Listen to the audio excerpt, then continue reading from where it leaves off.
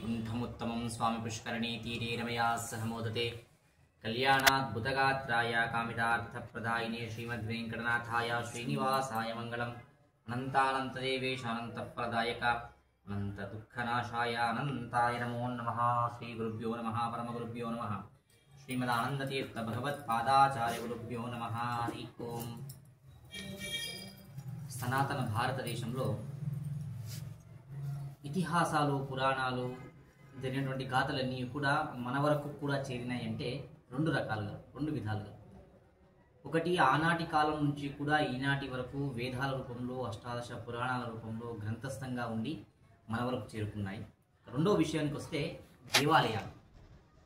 అనాది కాలం నుండి కూడా ఈ దేశంలో చాలా దేవాలయాల ద్వారా ఆ దేవాలయాల యొక్క స్థల పురాణాలు మనం తెలుసుకోవడం ద్వారా నేటికి కూడా ఆ యొక్క ఆనాటి జరిగినటువంటి సంఘటనలు మన కళ్ళకు తెలుస్తున్నాయి. చాలామంది అంటుంటారు, దేవుడు ఉన్నాడా, రాముడు ఉన్నాడా, కృష్ణుడు ఉన్నాడా, కురుక్షేత్రం జరిగిందా, పాండవులకు కౌరవులకు యుద్ధం జరిగిందా, ఇవన్నీ కథలు అంటారు. అవి కథలు కాదు, అవి ఇతిహాసము. అది జరిగిన చరిత్ర అని తెలియాలంటే ఒకటి గ్రంథాల రూపకంగా, రెండవది కళ్ళకు కనబడేటువంటి దేవాలయాల రూపకంగా ఉన్నాయి. అందులోని మన పవిత్రమైనటువంటి దక్షిణ భారతదేశంలోని అత్యంత పురాతనమైనటువంటి దేవాలయాల్లో శ్రీ అనంతశయన స్వామి దేవాలయము ఈరోజు తమ దర్శనం చేసుకోవడం జరిగింది. ఈ దేవస్థానం యొక్క స్థల పురాణం తెలుసుకోవాలి అంటే కొంత భాగవతంలో జరిగినటువంటి కొన్ని సంఘటనలు మనకు తెలుసుకున్నట్లయితే ఆ సంఘటనలో ఈ దేవాలయం ఎక్కడొస్తుంది అనే విషయం మనకు అర్థమవుతుంది. అయితే ఈ విగ్రహాన్ని అంటే దేవాలయము సుమారు 300 సంవత్సరాలది, కానీ లోపల విగ్రహం మాత్రం 4800 సంవత్సరాలది విగ్రహం. నాటి నుంచి నేటి వరకు విగ్రహం అదే విధంగానే ఉన్నది. ఈ విగ్రహాన్ని ప్రతిష్ఠించిన వారు జనమేజయ రాజు. ఎవరు ఈ జనమేజయుడు అంటే పరీక్షిత మహారాజుని యొక్క కుమారుడు. పరీక్షిత మహారాజు ఎవరు అంటే అభిమన్యు కుమారుడు. అభిమన్యువు అర్జునుడి కుమారుడు. అర్జునుడు పాండవులలో 3వ వాడు, మధ్యముడు, ప్రధానమైనటువంటి యుద్ధం చేసి కురుక్షేత్రంలో కృష్ణుని యొక్క అనుగ్రహం పొందినవాడు అర్జునుడు. ఆ విధంగా ఉప పాండవులందరూ కూడా చనిపోతారు. ఉప పాండవులందరూ కూడా చనిపోయిన అశ్వత్థాములు అందరినీ సంహరించిన తర్వాత అభిమన్యుడు తన తల్లి యొక్క పరీక్షితుడు తన తల్లి యొక్క గర్భంలో ఉంటాడు. దుర్యోధనుడు చెప్తాడు, లేదు ఆ తల్లి గర్భంలో ఉన్నటువంటి శిశువుని కూడా చంపేసేయని చెప్పినప్పుడు అప్పుడు అశ్వత్థాముడు అస్త్రాన్ని వదిలినప్పుడు ఆ తల్లి అభిమన్యు యొక్క భార్య వెళ్ళి కృష్ణుని దగ్గరికి వెళ్ళి శరణు ఉంది, స్వామి నా కడుపులో ఉన్నటువంటి పుత్రాన్ని రక్షించండి, అశ్వత్థాముడు తన ఒక అస్త్రాన్ని ప్రయోగించాడని చెప్పినప్పుడు కృష్ణుడు సూక్ష్మ రూపకంగా తన తల్లి గర్భంలోకి ప్రవేశించి ఆ అస్త్రాన్ని యొక్క ఆ జీవి పైన ఆ యొక్క పరీక్షితుని పైన పడకుండా ఆపుతాడనమాట. అప్పుడు పరీక్షిత మహారాజు చిన్న గర్భంలో ఉన్నటువంటి అంటే పరీక్షితుడు అని పేరు ఎందుకు వచ్చింది అంటే ఆ భగవంతుని యొక్క రూపము చతుర్భుజాలతో చక్రము, శంఖము, గజా, పద్మంతో అద్భుతమైనటువంటి రూపాన్ని చూసి పరీక్షంగా చూస్తాడంట. ఏమిటి ఇంత అద్భుతమైనటువంటి రూపాన్ని అంటే భూమిపైకి రాకంటే ముందే కృష్ణుని యొక్క పరమాత్ముని యొక్క చతుర్భుజాలతో కూడా విశ్వరూపాన్ని చూసినటువంటి పరమ అద్భుతమైనటువంటి వ్యక్తి పరీక్షిత మహారాజు. శ్రీకృష్ణుడు అంతర్ధామానికి అంటే శ్రీకృష్ణు యొక్క అవతారం పూర్తి అవుతుంది. అంతర్ధామానికి చేరుకున్న తర్వాత కలియుగం అనేది ఆరంభమవుతుంది. పరీక్షిత మహారాజు అప్పుడు అఖండ భూమండలానికి చక్రవర్తి. కేవలం భారతదేశానికి కాదు, అఖండ భూమండలానికి చక్రవర్తి పరీక్షిత మహారాజు. చాలామంది అంటారు ఈ దేవాలయాలు హిందువులు కేవలం మన దేశంలో ఉన్నారు కదా అని చెప్పేసి. కానీ ఇప్పటి కొంతకాలం నుంచి చూస్తుంటే ప్రపంచంలో ఏ మూలన ఎక్కడ పురావస్తు శాస్త్రవేత్తలు ఎక్కడ వెతికినా కూడా దొరికేవి హైందవత్వం అనేటువంటి మూలాలే మనకు కనబడుతూ ఉన్నాయి. అఖండ భారతానికి చక్రవర్తిగా పరీక్షిత మహారాజు వెళ్ళినాడు. అయితే పరీక్షిత మహారాజు ఒకరోజు వేటకని చెప్పేసి అడవికి వెళ్తాడు. దాహం వేస్తుంది, వేటంతా ముగించుకుని వచ్చినప్పుడు దాహం వేస్తుంది. దాహం వేసి మళ్ళీ ఆశ్రమానికి వెళ్తున్న ఆశ్రమం నుంచి వెళ్తాడు. ఒక ఆశ్రమం ఉంటుంది, ఆశ్రమం యొక్క పేరు శృంగి అనేటువంటి ముని యొక్క ఆశ్రమానికి వెళ్ళేసి అక్కడ దాహం వేస్తుంది, నాకు కొద్దిగా నీళ్ళు ఇవ్వండి అని చెప్పేసి ఆ మునిగారిని అడిగినప్పుడు వారు జపంలో గాయత్రి జపంలో కూర్చుని ఉంటారు. గాయత్రి జపంలో కూర్చున్నప్పుడు బాహ్యమైనటువంటి ప్రపంచంతో ఎలాంటి సంబంధం లేకుండా ఋషులు ఆ యొక్క సిద్ధత్వాన్ని సంపాదించినటువంటి కాలం ఆ కాలము. కాబట్టి నీళ్లు కావాలి స్వామి నాకు అని 2-3 సార్లు అయినా కూడా నీళ్ళు ఇవ్వరు. ఆయనకి ఎందుకో వరమైన మనసుకు అసంతృప్తిగా అనిపిస్తుంది. నేను ఒక చక్రవర్తిని వచ్చాను, వరం అడగలేదు, రాజ్యం అడగలేదు, ఆస్తి అడగలేదు, నేను తాగడానికి నీళ్ళు అడిగితే ఇవ్వలేకపోయాడు కదా అని చెప్పేసి ఆ యొక్క మనసుకు బాధ వేసి పక్కనే చనిపోయినటువంటి పాములు తీసుకుని ఆ ఋషిముని మెడలో వేసి అక్కడి నుంచి వెళ్ళిపోతాడు పరీక్షిత మహారాజు. కొద్దిసేపటికి ఆ ముని యొక్క కుమారుడు అక్కడికి వచ్చి చిన్న 7-8 సంవత్సరాల బాలకుడు తండ్రిని ఆ స్థితిలో చూసే వరకు కుమారునికి చాలా బాధ వేస్తుంది. ఆ కాలంలో ఋషులు, మునులు, సిద్ధులు ఎవరైనా జపతపంలో చేసేటప్పుడు ఈ క్షుద్ర శత్రువులు అని చెప్పేసి వచ్చేసి ఆ యొక్క జపము తపస్సు చేయకుండా ఆపేవారు. అలా ఎవరైనా చేశారేమో నా తండ్రికి అని చెప్పేసి ఎవరైతే ఈ పని చేశాడో వాడు తక్షకుడు అనే పాము గడిచి 7 రోజుల లోపల చనిపోవుగాక అని చెప్పేసి ఎందుకు చెప్తాను ఎంత అంటే మనం జనమేజయ రాజు గురించి తెలుసుకుంటేనే మనకి ఈ స్థల పురాణం అర్థమవుతుంది కాబట్టి కొంత విస్తారంగా చెప్పే ప్రయత్నం చేస్తున్నాం. తక్షకుడు అనే పాము కరచి 7 రోజులు చనిపోగాక అని చెప్పి శాపం ఇస్తాడు. వెంబడి ఆ ముని ఆ యొక్క తపస్సు నుంచి బయటికి జపం నుంచి బయటికి వచ్చి, నాయన చాలా పెద్ద తప్పు చేశావు, నీవు వచ్చింది ఎవరో కాదు సాక్షాత్ పరీక్షిత మహారాజు వచ్చాడు, అఖండ భూమండలం చక్రవర్తి, మనం పరిపాలించే రాజు, మన మంచిని కోరేవాడు, మనం అట్లా శాపం వేయడం అనేది చాలా తప్పు నాయన, అలాంటి పని చెయ్యొద్దు అని చెప్పేసి వారిస్తాడు. వెంబడి శాపాన్ని ఉపసంహరించుకో అని చెప్పేసి చెప్తాడనమాట. అయితే ఆ ముని బాలకుడు చెప్తాడు, నాన్న నాకు శాపం వేయడం తెలుసు కానీ ఉపసంహరణ నాకు తెలియదు అని చెప్పినప్పుడు ఇంకేం చేసే గత్యంతరం లేక వేరే ఋషి ముని బాలకునితోన ఈ విషయాన్ని పరీక్షిత మహారాజు తెలియజేస్తాడు. ఆ యొక్క ముని పరీక్షిత మహారాజు నిండు సభలో కూర్చుని ఉంటాడు. మొత్తం అందరూ రాజులు, సామంత రాజులు అందరూ కూర్చుని ఉంటాడు. ఆ సభలోకి ప్రవేశిస్తాడు బాలకుడు, ఋషిముని బాలకుడు. స్వామి అని చెప్పేసి ప్రణామం చేసి తన పేరు అని చెప్పుకొని జరిగిన వృత్తాంతం మొత్తం చెప్పి, మీకు తక్షకుడు అని పాము ద్వారా 7 రోజుల లోపల చనిపోగాక అని చెప్పేసి ముని శాపం వేశాడు అని చెప్పేసి చెప్తారు. కాబట్టి మీకు దానికి కావాల్సినటువంటి పనులు చేసుకోండి అని చెప్పి చెప్తాడు అనమాట. మనకి ఏదైనా చావు వస్తుందనే విషయం తెలిసిందనుకో, ఏదైనా హాస్పిటల్లో వెళ్ళినప్పుడు పెద్దవాళ్ళు ఎవరైనా ఇంకో 2 రోజులమ్మా చనిపోతాడు, ఇంకా ఇది ఎంత ఖర్చు చేసినా వృధాని అని అన్నారనుకోండి, మనం ఏం చేస్తాం? బాండ్స్ ఉన్నాయా, ఎల్ఐసీలు ఉన్నాయా, ఎవరికైనా అప్పించారా, ఎక్కడైనా పెట్టి దాచాడా, మనకు ఆలోచన మొత్తం ఇవే ఉంటాయి. లేదంటే వీళ్ళు నాపై సంతకాలు చేసుకోవాలా, లేదా 2-3 మొదటి కంప్లైంట్ తీసి పెట్టుకుందామా, ఇవన్నీ మనకు ఆలోచన ఉంటాయి. కానీ ఎప్పుడైతే పరీక్షిత మహారాజునికి తన చావు విషయం తెలిసిన వెంటనే నవ్వుతారంట, కుటుంబం మొత్తం సంతోషం పెడతారంట. అందరూ ఆశ్చర్యం అవుతారు. ఆ 2 సభ మొత్తం ఎవరైనా చక్రవర్తికి చనిపోతామని చెప్తే ఆ వచ్చిన పిల్లోని బంధించాలి, లేకుంటే ఆ మునిని పిలిపించి బెదిరించాలి, కానీ ఇదేంటి చనిపోతామని తెలిసి సంతోషపడుతున్నారు కదా అని చెప్పేసి ఆ బాలకుడు అడుగుతారంట, ఏంది స్వామి నేను చెప్పేది, నేను భయపడుతూ వచ్చాను, మీరేమో సంతోషిస్తున్నారు అంటే, ఈ నిండు సభలో ఉన్న ఏ ఒక్కరికి కూడా రేపు బ్రతుకుతామో లేమో అనే విషయం తెలియదు, కానీ నాకు మాత్రం భగవంతుని యొక్క ఆశీర్వాదం వల్ల ఇంకా 7 రోజుల పాటు నాకు చావు రాదనే విషయం నిశ్చయమైంది. నేను ఇంకా 7 రోజులు బ్రతుకుతాననే విషయం తెలిసింది. మనందరికీ మన దాసులందరూ చెప్పారు, దాసవైంద్రులు అంత్యకాలే నారాయణం భజామి. నారాయణకు పేరు అంతకాలం. అంత్యకాలం ఇప్పుడు తెలియదు కదా మనకు, తెలియదు. రేపా ఎల్లుండా, సంవత్సరమా, 10 సంవత్సరాల. మనం ఏమనుకుంటున్నామంటే, ఇంకా నా వయస్సు ఉంది కదా, ఇంకా నాకు ఆయుష్ ఉంది కదా, దేవుడు నాకు ఇచ్చినటువంటి శక్తి గట్టి ఉన్నాను కదా, సరే చివరిలో చూద్దాంలే నారాయణ స్మరణ అనుకుంటాం. ఆ చివరిది ఎప్పుడు అనే విషయం మనకి ఎవరికి తెలియదు.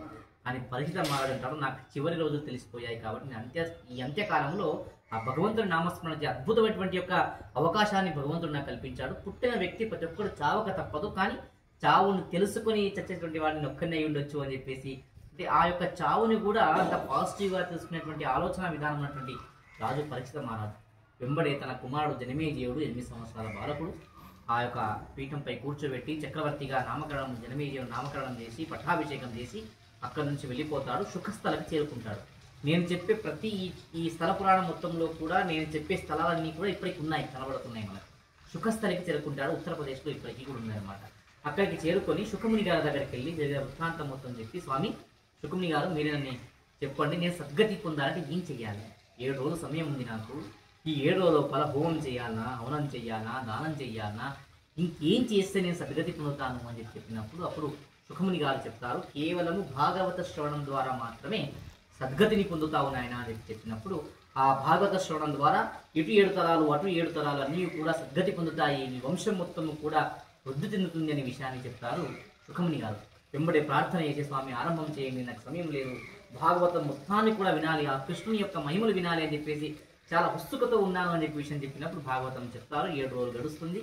తక్షకుడు వస్తాడు, తన చావును తానే స్వీకరించుకుని చనిపోతాడు పరీక్షిత మహారాజు. జనమేజయుడు 8 సంవత్సరాల వరకు అఖండ భూమండలానికి చక్రవర్తి. చిన్నప్పటి నుంచి జనమేజయునికి ఎవరికి ఉంటారు, చిన్న వయసులోనే పెళ్లి కావడము, లేక చిన్న వయసులోనే బరువు బాధ్యతలు పడడం వల్ల ఏమవుతుందంటే కొంతమందికి ఏదో మిస్ అయ్యామేమో అనే ఫీల్ ఉంటుంది. అట్లాగే జనమేజయునికి కూడా చిన్న వయసులో 8 సంవత్సరాల వయసులోనే ఈయన ఏదో ఆశ్రమానికి వెళ్ళాల్సిన అవసరం లేదు. ఆ ఆశ్రమ ఋషులు వచ్చి విద్యాభ్యాసం చేసేవారు. ఒక్కరికే విద్యాభ్యాసం, ఎవరు ఆడుకునేవారు లేరు, ఎవరు ఆడుకోవాలి చక్రవర్తి దగ్గర. ప్రతిరోజు సామంత రాజులు రావాలి, ఏదో ఒక సమస్య చెప్తూ ఉండాలి. చిన్నతనం మొత్తం కూడా ఇదే అయిపోయింది కదా, నాకు తండ్రి అనేటువంటి ప్రేమ లేకుండా పోయింది, 8 సంవత్సరాల వయసులోని బరువు బాధ్యతలో తండ్రిని కోల్పోయాను అనే బాధతోన ఒకటువంటి క్రోధాన్ని, కోపాన్ని పెంచుకుంటాడు జనమేజయుడు. పెద్దగా అయిన తర్వాత జనమేజయుడు ఒక నిశ్చయానికి వస్తాడు. నా తండ్రికి చావు కారణమైన వాడు నేను వదిలిపెట్టకూడదు అనే నిశ్చయానికి వస్తాడు జనమేజయుడు. ఏం చేయాలని ఆలోచన చేసి బాగా ఆలోచించిన తర్వాత అనుకుంటాడు, సర్పయాగాన్ని చేయాలి. నా తండ్రి చావు కారకమైనటువంటి సర్పము ఆ జాతి మొత్తము కూడా ఉండకూడదు అని చెప్పి నిశ్చయానికి వచ్చి వైశంపాయనాది ఋషులందరినీ కూడా పిలిపించి చెప్తారు, నేను సర్పయాగం చేయాలనుకున్నాను, ఆరంభించండి అని చెప్పేసి. అందరూ ఆశ్చర్యం పోతారు, ఏంటి స్వామి ఇది, ఏంటి ఇది, రహస్య యాగం విన్నాము, పెద్ద పెద్ద యాగాలు, విష్ణు యాగం విన్నాం, రోజు సహస్ర యాగం విన్నాం, హోమయాగం విన్నాం, సర్పయాగం చేయడం ఏంటి, సర్పాన్ని దండించడమే చాలా పెద్ద పాపము, యాగం చేయమంటున్నారు కదా, ఏంటిది అని అని అని చెప్పినప్పుడు నేను రాజును చక్రవర్తి నేను ఆదేశిస్తున్నాను. అప్పటికి కూడా జనమేజయునికి క్రోధం అనేది పెరిగిపోయింది. ఆ క్రోధం అనేటువంటి మాయలో తన లోపల ఉన్నటువంటి దైవికత్వాన్ని కూడా మర్చిపోయాడు జనమేజయుడు. అంతటి అద్భుతమైనటువంటి వ్యక్తికి జన్మం వచ్చినా కూడా దాన్ని మర్చిపోయాడు క్రోధము కోపం వల్ల. ఒక్కోసారి మనకు కూడా ఆ క్రోధము కోపం వల్ల దగ్గరి వారిని కూడా అనరాని మాటలను దూరం చేసుకునే సందర్భాలు చాలా ఉంటాయి. మనకు ఆ క్రోధము కోపం అనేది మనిషిని ఎందాక తెస్తుందనే విషయాన్ని జనమేజయుని యొక్క చరిత్ర ద్వారా మనకు తెలుస్తుంది. ఆ విధంగా నేను ఆదేశిస్తున్నాను, మీరు చేయాలి, మీకు దక్షిణం ఇస్తాను అని చెప్పగానే ఋషులు వేరే చేయాల్సిన పని లేదని రాజు చెప్పిన మాట చేయాల్సిందే కాబట్టి ఆరంభిస్తారు. ప్రపంచ చరిత్రలోని అతిపెద్ద యాగము ఆరంభమవుతుంది. నిజంగా భాగవతం చెప్తుంది సర్పయాగం ఏ విధంగా జరిగిందని వింటే మనకు ఒళ్ళు చాలా గగురులు వేస్తుంది. ఆ యాగం జరుగుతున్నప్పుడంట కొన్ని వేల పాములు వచ్చేసి యజ్ఞకుండల్లో వచ్చి పడిపోతున్నాయన్నమాట.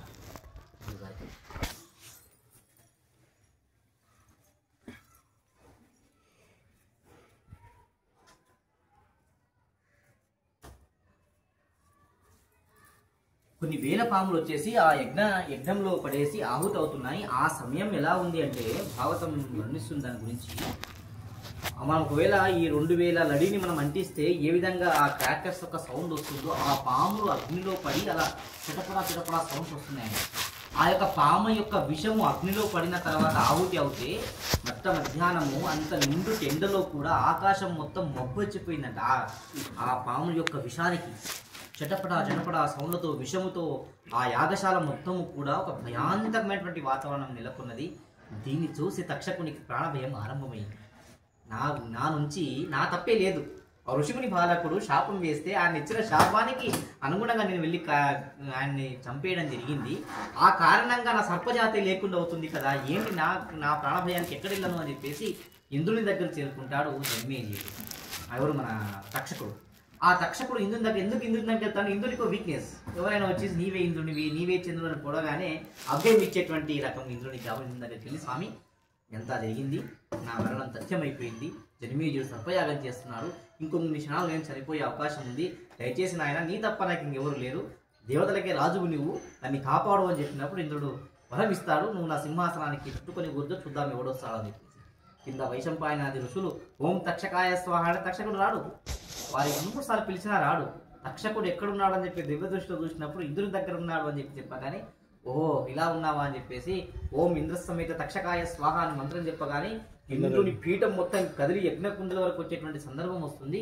ఈ మిగిలిన సర్పజాతి పెద్దలు వాసుకి లాంటి పెద్ద పెద్ద నాగ జాతులు అందరూ కూడా భయాందోళనకు గురవుతారు. ఏం నడుస్తుంది ఇంతకి, ఏమి జనమేజయుని వికృత చేష్టలు, సర్పయాగము చేయడం ఏంది, సాక్షాత్తు ఆది పరమాత్మునికి శయ్యలా ఉన్నటువంటి మా యొక్క జాతిని ఈ విధంగా తెచ్చాగా, ఈ భూమండలం మొత్తం కూడా ఆదిశేషుపై నిలబడి ఉన్నది, ఇలాంటి ఆ శేష జాతికి ఇలాంటి ఒక విషయం వచ్చింది కదా, ఏం చేయాలి, ఇంకో ఉపాయం కనుగొనాలని చెప్పేసి అందరు కలిసి ఆలోచన చేసి వాసుకి దగ్గరికి మన ఎవరు ఆస్తికుని దగ్గరికి వెళ్తారు. ఎవరు ఈ ఆస్తికుడు అంటే జనమేజయునికి ఒక గురువు లాగా.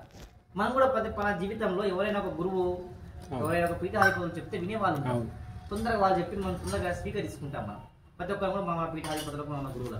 ఆ విధంగా జనమేజయుడు కూడా ఆస్తికుడు చెప్తే వినేవాడంట తొందరగా. ఆస్తికుని దగ్గరికి వెళ్తే ఇదంతా అవుతుంది. ఆస్తికునికి కూడా ఇన్విటేషన్ ఉంది ఈ హోమానికి, కానీ ఆస్తికుడు రాడు. ఎందుకంటే ఆస్తికుని తల్లి జరత్కార వాసుకి యొక్క కుమార్తె. అంటే ఈయన కూడా నాగజాతికి సంబంధించినటువంటి తల్లి యొక్క గర్భంలో పుట్టినవాడే కాబట్టి నా తల్లికి సంబంధించినటువంటి మొత్తం రిలేటివ్స్ అందరి మామలు మేనమామలు వాళ్ళు చనిపోతుంది, నేనే ఎలా చూడాలని చెప్పేసి రాడు ఆస్తికుడు, వచ్చి లేకుంటాడు. కాబట్టి ఆస్తికుని దగ్గరికి వీళ్ళందరూ వెళ్ళేసి ప్రార్థన చేసి ఆస్తికుని చెప్పేసి నీవే వెళ్ళి కొంత ఆయనకు చెప్పాలి, ఈ యాగాన్ని ఆపాలి అని చెప్పినప్పుడు ఆస్తికుడు యాగశాలకు వస్తాడు. ఎప్పుడైతే ఆస్తికుడు యాగశాలకు వస్తాడో అప్పుడు జనమేజయునికి చాలా సంతోషం అవుతుంది.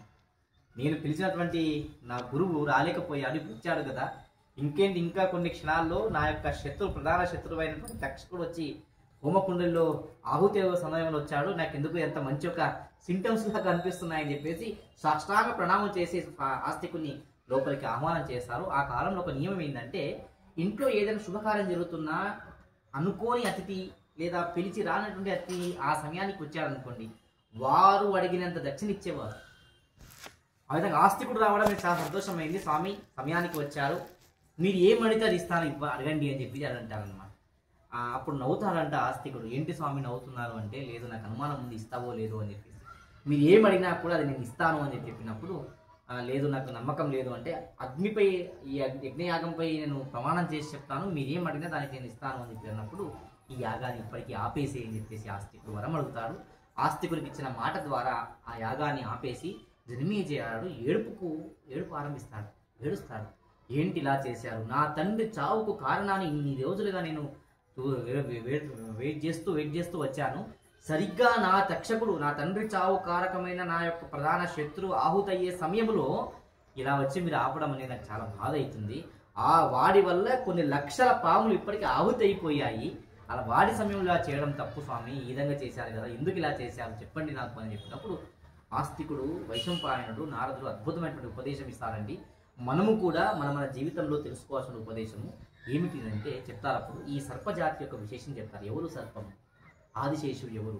సాక్షాత్ పరమాత్ముడు ఆదిశేషువును శయ్యలాగా చేసుకుని పడుకుని ఉన్నాడు. పరమశివుడు శేషుని కంఠావరణంగా చేసుకుని ఉన్నాడు. ఇది భూమండలం మొత్తం శేషుని పైన ఆధారపడి ఉన్నది. శేషువుని దండించడమే కాదు, ఒక విషయం చెప్తారు వాళ్ళు, మనం ఏదైనా మార్గమధ్యంలో వెళ్తున్నప్పుడు చనిపోయిన పాము కనబడ్డది అనుకోండి, మీకు వెంటనే ఆ చనిపోయిన పాము కనబడితే ధన సంస్కారం చేయాలి. ధన సంస్కారం చేయకపోయినా కూడా సర్పదోషం వస్తుంది. అంతటి పవిత్రమైనటువంటి జాతి సర్పజాతి. అలాంటి సర్పజాతిని దండించడమే మహాపాపం అంటే నీవేందయ్యా ఏకంగా సర్పయాగమే చేస్తున్నావు, ఇది కుదరదు నాయన. ఇది మీ పాండవుల ఇది మీ పాండవుల యొక్క రాజ్యానికి మీ వారసానికి మొత్తం చాలా పెద్ద తప్పు అవుతుంది. ఇది చిన్న సర్పదోషం ద్వారా పిల్లలు కాలేదు, పెళ్లి కాలేదు అని చెప్పేసి ఈ కలియుగంలో ఎంతో ఇబ్బంది పడేటువంటి సమయంలో సర్పయాగాన్ని చేశామనే విషయం చెప్పినప్పుడు, ఎప్పుడైతే జనమేజయునికి ఆ యొక్క కోపము క్రోధము ద్వారా తన యొక్క దైవశక్తి లోపల ఈ బూడిదపై ఇంగ్లం పైన బూడిద కప్పబడి ఉన్నట్టుంటుందో, ఒక్కసారి అవి యొక్క మాటలు విన్న తర్వాత అది యొక్క ప్రచోదనం అవుతుంది, బయటకు వస్తుంది, ఆయన యొక్క కాంతి వస్తుంది. తన తప్పులు తెలుసుకుంటాడు, ప్రాయశ్చిత్త పడతాడు, ప్రత్యయపడతాడు. ఏం స్వామి ఇంత పెద్ద తప్పు ఎందుకు చేశాను, పాండవుల మునిమనుడు ఇంత పెద్ద తప్పు చేశాడని ఒక కళంకం ఇలాగే పడిపోతుంది కదా, ఏం దీనికి ప్రాయశ్చిత్తం, దేని ద్వారా నేను ఈ విధంగా నేను బయటకు రాగలుగుతాను, ఎందుకు ఇలా అయ్యింది అని చెప్పి అడిగినప్పుడు అప్పుడు చెప్తారు, ఆస్తికుడు చెప్తారు, చూడాయన ఈ పని నీకు ఎందుకు చేసావు అని తెలుసుకోవాలి అంటే, మొదట నీ తండ్రి ఆ చనిపోయిన పాముని ఆ ముని మెడలో ఎందుకు వేశాడో తెలుసుకోవాలి. పరీక్షిత మహారాజు ఎంతటి చక్రవర్తి అంటే, ఒక చిన్న ఎగ్జాంపుల్ చెప్తుంది భాగవతము. ఇంకేం కలియుగం ఆరంభమైంది, శ్రీకృష్ణుడు అంతర్ధామాన్ని చేరుకున్నాడు, యుగ పురుషుడు కలిగి వచ్చేసి పరీక్షిత మహారాజుకి పర్మిషన్ అడుగుతారంట, మీ రాజ్యంలో చోటు ఇవ్వండి నాకు అని చెప్పేసి ఒక పర్మిషన్ అడుగుతారంట. అంటే ఓ యుగ పురుషుడు కూడా వచ్చి అనుమతి అడిగేటువంటి స్థాయిలో పరీక్షిత మహారాజు ఉన్నారు. తల్లి గర్భములో ఉన్నప్పుడే సాక్షాత్ పరమాత్మ యొక్క అవతారించినటువంటి వ్యక్తి కొన్ని 10 రోజుల పాటు ఉపవాసం ఉండేవాడంట. పరీక్షిత మహారాజు అడవికి వెళ్ళేసి ధ్యానం చేస్తూ ఉండేవాడంట. అంతటి పరీక్షిత మహారాజు నీరు ఇవ్వకపోతే చనిపోయిన పాముని ఆ ఋషిముని మెడలో వేస్తాడా? మీరు నిన్న ఫోన్ చేశారు నాకు, ఈరోజు వస్తామని చెప్పేసి.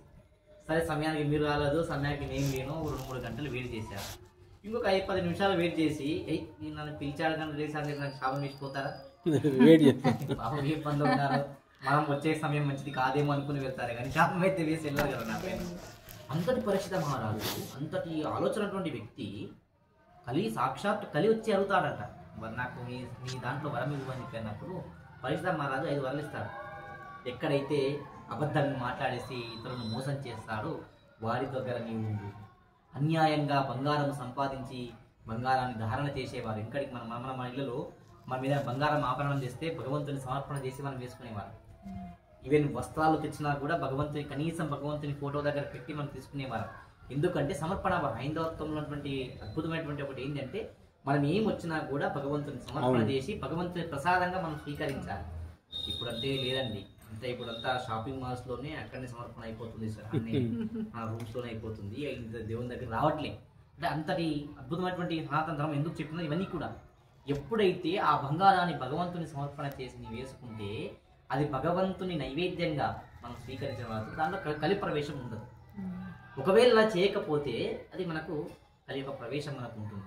మరి అలాంటి బంగారం వేసుకునే వారి దగ్గర నీవు ఉండు, జూదం ఆడేవాడి దగ్గర నీవు ఉండు, మద్యపానము చేసి ఇతరులపై చేసేవాడి దగ్గర నీవు ఉండు, కానీ 4-5 వరాలు ఇస్తాడు.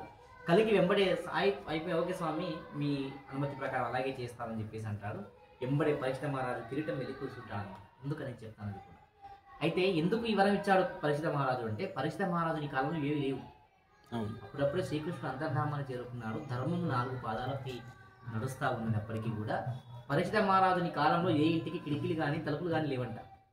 ఎవరు కూడా యాచించేవాడు లేడు, ఎవరు ఇంకొకరికి మోసం చేయాలనే ఆలోచన ఉండేవాడే లేడు అనమాట. ఇవన్నీ లేవు కాబట్టి పరీక్షిత మహారాజు వరాలు ఇచ్చాడు. కానీ కలికి మాత్రం అవకాశం దొరికింది ఇతని యొక్క కిరీటంపై. ఎందుకు ఆ కిరీటంపై కూర్చున్నాడు అంటే, కురుక్షేత్రం యుద్ధం వెళ్ళాలి మనం. కురుక్షేత్ర యుద్ధంలో పాండవులు కౌరవులకు యుద్ధం జరిగిన తర్వాత పాండవులు గెలుస్తారు శ్రీకృష్ణుని యొక్క ఆశీర్వాదంతో. గెలిచిన తర్వాత రాజ్యం మాత్రం రాలేదు పాండవులకు. రాజ్యంతో పాటు కౌరవులు సంపాదించినటువంటి బంగారము ఆస్తి మొత్తం వెంబడి వచ్చింది. కౌరవులు ఎంతటి వారు అనే భాగవతం ఒక విషయం చెప్తుంది. అదే విషయం లైన్లో అర్థం చేసుకోవాలి. దుర్యోధనుడు తనతో పాటు మిగిలిన 107 మందిని కూర్చోబెట్టుకుని ఒక విషయం చెప్పేవాడు ఎప్పటికి కూడా. చూడు నాయన, మనం ఎవరికి మంచి చేయడం కాదు, మనం కలలో కూడా ఇంకొకరికి మంచి చేయాలని చెప్పి అనుకోకూడదు. మన కలలో కూడా ఇంకొకరికి మంచి చేయాలని, అంటే అంతటి క్రోధమైనటువంటి మనస్తత్వం గల వాళ్ళు కౌరవులు. మరి వారు సంపాదించినటువంటి బంగారం మంచిగా ఉంటుందా? అదే దాంతో ఉంటుంది. కాబట్టి ఎప్పుడైతే ఈయన వరం ఇచ్చిన వెంబడే కౌరవుల ద్వారా వచ్చినటువంటి బంగారం మొత్తం కూడా కలి యొక్క ప్రవేశం అయిపోయింది. భీమసేనుడు దుశ్శాసనుని సంహరిస్తాడు. నయసభలో ద్రౌపది యొక్క చీరను లాగినప్పుడు భీమసేనుడు ఒక మూలకు కూర్చొని పళ్ళు కటకటగా నవ్వుతూ కూర్చొని ఉంటాడు. ఎందుకంటే ఇచ్చిన మాట ప్రకారం ఏం చేయలేకపోయాను కొడక, ఒకరోజు నా చేయికి దొరుకుతావు, నిన్ను మాత్రం వదిలేదు లేదని చెప్పి యుద్ధ సమయంలో అర్జునుడు బాణం తీసుకొని సంధించే సమయంలో ఈ వికెట్ నాదుంది, నీది కాదు, నేను చూసుకుంటాను, వదిలే అని చెప్పేసి వెంబడి దానిపైన ఆ యొక్క రథంపై వెళ్ళి వాడిని కిందికి తీసి 2 కాళ్ళు విరిచేసి ఆ రక్తము తెచ్చి ద్రౌపదీదేవి యొక్క కుళ్ళకు అంటిస్తాడు భీమసేనుడు. మొన్న పాకిస్తాన్పై జరిగినప్పుడు ఆపరేషన్ సింధూర్ అని పెట్టారు. ఎందుకంటే ఆ రక్తము తెచ్చి ద్రౌపదీదేవి కుళ్ళకు అంటించాడు. ఆ పని చేసిన వాడికి ఇదే శిక్ష అని చెప్పేసి మొన్న దాన్ని స్ఫూర్తిగా తీసుకొని దీనికి ఆ పేరు పెట్టడం జరిగింది అన్నమాట. ఆ విధంగా భీమసేనుడు చేసి ఆ యొక్క కిరీటాన్ని బంతిలాగా చేసుకొని తన్నుకుంటూ వస్తారంట. వాడి యొక్క అహంకారం చూడండి, ఈ విధంగా చేస్తే ఇలాంటి పని అవుతుంది అని చెప్పేసి ఆ కిరీటాన్ని ధరిస్తాడు భీమసేనుడు. సాక్షాత్ భీమసేనుడు వాయుదేవుని యొక్క కుమారుడు కాబట్టి ఆయనకు అలాంటి కలి యొక్క ప్రవేశం ఏమీ లేదు.